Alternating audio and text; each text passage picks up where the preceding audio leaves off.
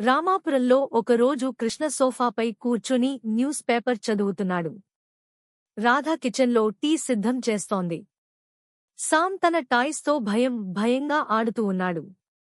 ఆ రోజు ఉదయం సామ్ పొరపాటున టీవీ దగ్గర కలశాన్ని పగలగొట్టాడు. భయంతో పగిలిన కలశాన్ని తీసి డస్టుబిన్లో వేశాడు. టీ మరియు స్నాక్స్ కోసం కుటుంబం కూర్చున్నప్పుడు కృష్ణ గమనించాడు ఏదో కోల్పోయినట్లు. రాధా, ఇక్కడ టీవీ దగ్గర ఒక కలశం ఉండేది కదా అని అడిగాడు ఖాళీ ప్రదేశాన్ని చూపుతూ. రాధా చూసి ముఖం ముడిచింది. అవును, అది నిన్ననే శుభ్రం చేశాను. సామ్, నువ్వు ఏమైనా చూశావా అని అడిగింది. సామ్ నిశ్శబ్దంగా ఉండిపోయాడు. అతని గుండె వేగంగా కొట్టుకుంటూ, లేదు అమ్మా, నాకు తెలియదు అని తలవంచి చెప్పాడు. కృష్ణ సామ్ భుజంపై చేయి పెట్టి, సామ్, తప్పులు చేయడం సాధారణమే. కానీ వాటిని దాచిపెట్టకుండా నిజాయితీగా చెప్పడం చాలా ముఖ్యమైంది. ఆ కలశం గురించి నీకు ఏమైనా తెలుసా అని అడిగాడు. సామ్ కళ్లలో కన్నీళ్లు ఉప్పొంగాయి.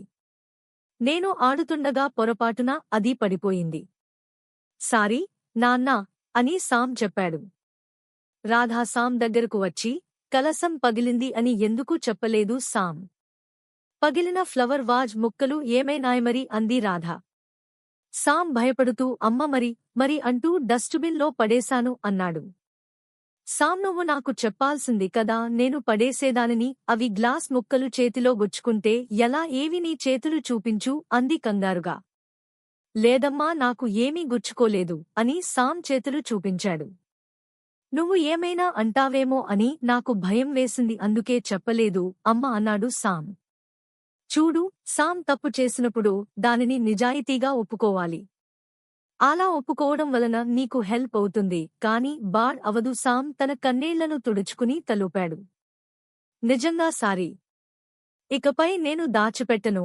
రాధా అతన్ని హత్తుకుని, మళ్ళీ ఇలాంటిది జరిగితే నేరుగా మాకు చెప్పు.